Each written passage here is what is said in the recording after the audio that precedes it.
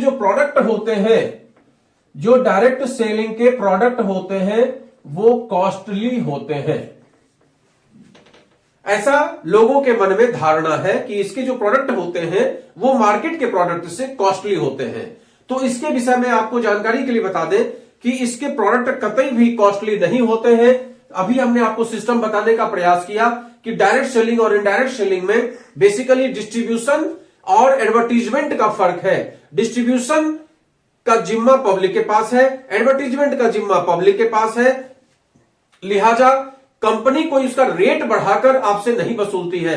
ऐसा नहीं है कि 20 रुपए का सामान 40 रुपए का बनाया और 100 रुपए एमआरपी रखा, ऐसा नहीं होता। लेकिन हमको आपको ऐसा क्यों लगता है, उसके पीछे कारण क्या है, इसको थोड़ा सा समझने का प्रयास करिए। जो डायरेक्ट इनडायरेक्ट सेलिंग के जो प्रोडक्ट होते हैं, इनडायरेक्ट सेलिंग के जो प्रोडक्ट होते हैं, वो मान लीजिए कि कोई पेस्ट 100 रुपए का है और दुकान पे आप गए, आपने उससे कहा कि भाई ये पेस्ट कितने का है, उसने कहा 100 रुपए का है, आपने उसको 100 रुपए दिया और लेकर चले आए। ये होता है इनडायरेक्ट सेलिंग में। और डायरेक्ट सेलिंग में क्या होता है, यहां पर एक व्यक्ति मेरे जैसा होता है जो इस काम को करना चाहता है, वो आपके पास जाता है और आपसे कहता है कि भैया ये पेस्ट 135 का है लेकिन आपके लिए 95 रुपए का है, इसका जो होलसेल प्राइस है वो 95 रुपया है। तो आप तुरंत उस पेस्ट का कंपैरिजन उस पेस्ट के साथ करने लगते हैं जो मार्केट में 25 रुपए का बिकता है। आप इस पेस्ट का कंपैरिजन इस 100 रुपए वाले पेस्ट से नहीं करते हैं। बिल्कुल बात को समझने का प्रयास करिएगा।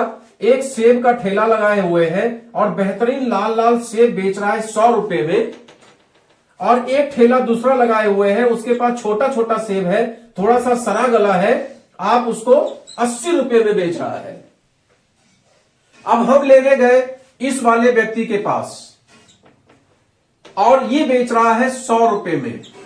तो कायदे में इस सेब का जो अच्छा सेब बेच रहा है, बड़े बड़े सेब बेच रहा है, लाल लाल सेब बेच रहा है, मीठे मीठे सेब बेच रहा है, इसका कंपैरिजन इस वाले सेब के साथ में होगा।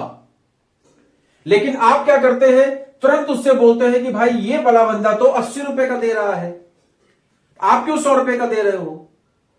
वो छूटते ही आपसे कहता है कि भाई जो 80 वाला बंदा है उसका सेब सड़ा गला है, छोटा है, खट्टा है, मीठा भी नहीं है, तुरंत आपसे कहता है। फिर भी आप उस पर जिद करते हो, तो आप वो कहता है कि जाओ भैया फिर वही ले लो जाके। यही होता है मार्केट में। अक्सर हमने देखा है लोग टमाटर परचेज करने के लिए जाते हैं, कंपैरिजन लेंगे बड़े टमाटर, दाम पूछेंगे बड़े टमाटर का और उसको दाम बताएंगे उल्टा कि वो जो 25 रुपए किलो दे रहा है जबकि आप 40 रुपए दे रहे हो, तो वो 25 रुपए किलो जब दे रहा है तो वही ले लो भाई जाके। सिंपल बात हुई। अगर आपको क्वालिटी वाला प्रोडक्ट चाहिए, अगर आपको 40 रुपए वाले बड़े बड़े टमाटर, अच्छे टमाटर चाहिए और 100 रुपए वाला अच्छा अच्छा सेब चाहिए, तो आपको इसी ठेला से लेना पड़ेगा या इसी ठेला से लेना पड़ेगा। मतलब मेरी बात समझ में आपको आ रही होगी कि अगर हम कोई भी प्रोडक्ट परचेज करते हैं तो उसके अंदर क्या क्वालिटी होती है उस पर डिपेंड होता है कि उसका रेट क्या होता है। उसी तरीके से यहां पर अगर ये 95 रुपया ये कंपनी डायरेक्ट सेलिंग वाली ले रही है, तो इसकी जो क्वालिटी है उस क्वालिटी को आप इनडायरेक्ट सेलिंग वाले सेम क्वालिटी वाले प्रोडक्ट के साथ कंपैरिजन करिए। अगर इसके अंदर में हर्बल ये है प्रोडक्ट, तो मार्केट में आप देखिए कि हर्बल कौन सा प्रोडक्ट है। इसमें अगर लौंग, इलायची, फिटकरी इत्यादि पड़ा हुआ है तो इस वाले में ढूंढिए। अगर इसमें फ्लोराइड बिल्कुल भी नहीं है तो यहां भी ढूंढिए कि फ्लोराइड नहीं होना चाहिए। यहां अगर केमिकल लेस है तो यहां भी ढूंढिए कि केमिकल ना हो। अब जब मार्केट में आपने सेम क्वालिटी वाला प्रोडक्ट चेक कर लिया, मान लीजिए एग्जांपल के लिए ये भी एक मार्कर है और ये भी एक मार्कर है, दोनों का कंपनी का फर्क है लेकिन क्वालिटी सेम है। हमने इसका भी इस्तेमाल किया, ये भी एक बार खरीदने से मेरे पास 10 दिन चलता है और ये भी 10 दिन चलता है, लेकिन इसका दाम है 35 रुपया और इसका दाम है 25 रुपया। तो निश्चित तौर पे हम नेक्स्ट टाइम लेंगे तो यही लेंगे, क्योंकि इसकी जो क्वालिटी है वो सेम है इसके बराबर।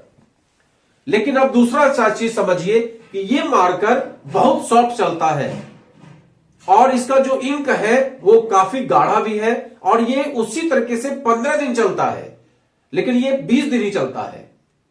अब क्या करेंगे आप, 35 रुपए का ये है, 25 रुपए का ये है, लेकिन ये चलता 35 दिन है और ये चलता है 20 दिन। तो जाहिर सी बात है कि आप इधर जाएंगे। बस इतनी सी बात है कि क्वालिटी के अनुसार आपका रेट का जस्टिफिकेशन होना चाहिए।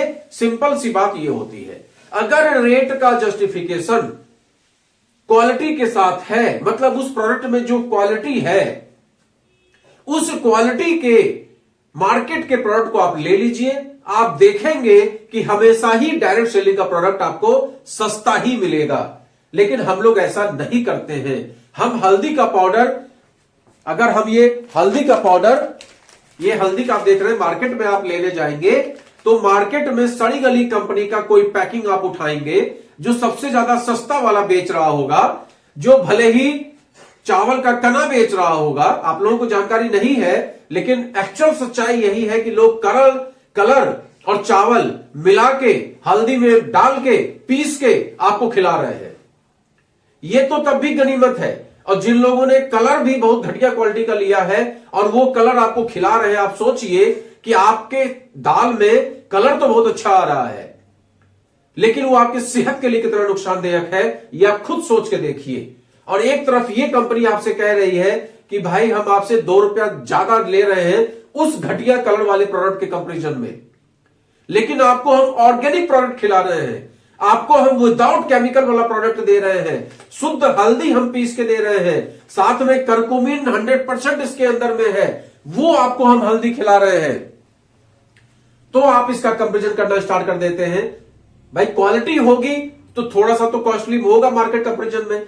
अब ये हल्दी हमारी है 60 रुपए में 100 ग्राम, आप कंपैरिजन करना शुरू कर देंगे वो चावल के कना वाले हल्दी से, और वहां पर हल्दी है 20 रुपए का 100 ग्राम, 60 रुपए में 250 ग्राम। तो आप कहेंगे भाई वो तो 250 ग्राम दे रहा है और आप तो लूट रहे हैं। तो भैया लूट तो रहे हैं, लेकिन आप क्वालिटी वाइज कंपैरिजन देखिए ना।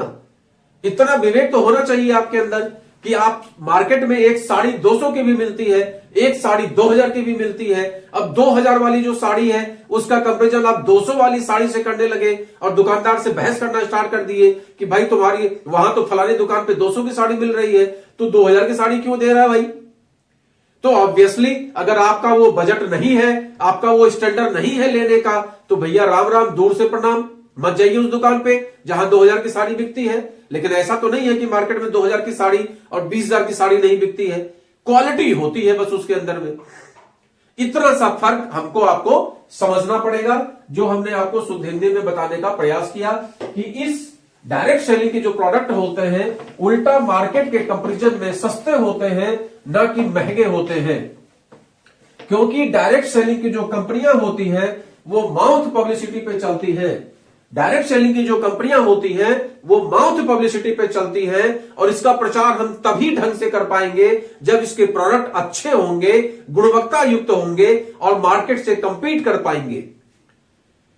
मार्केट से अगर हम कंपीट नहीं कर पाएंगे, अनाप शनाप रेट रखेंगे, तो जाहिर सी बात है कि हमको उखड़ते भी देर नहीं लगेगी। और आज जो कंपनियां 20 साल से मार्केट में है, 25 साल से मार्केट में है, 30-30 साल से मार्केट में है, इवन 5 साल से भी मार्केट में है, 10 साल से भी मार्केट में है, और हजारों करोड़ का टर्नओवर कर रही है, हजारों लोग, लाखों लोग उससे जुड़े हुए हैं, तो उसका प्रोडक्ट बिल्कुल आप सोचेंगे टुच्चा कंपनी से कंपैरिजन करके कि उसका प्रोडक्ट आपको उस हिसाब का मिल जाएगा, तो कभी नहीं मिलेगा। कंपनियां रेट वही रखती हैं जो जस्टिफाई कर पाती है, इस बात का बिल्कुल ध्यान रखिएगा।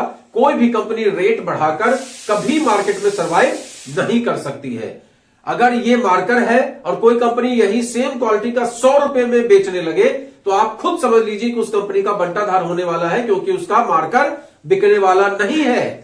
चाहे कितना अच्छा सेल्समैन हो जाए, 2-4 पीस बेच लेगा, नहीं बेच पाएगा, क्योंकि मार्केट में बहुत कंपटीशन है, बहुत लोगों की बातें सुननी पड़ती है।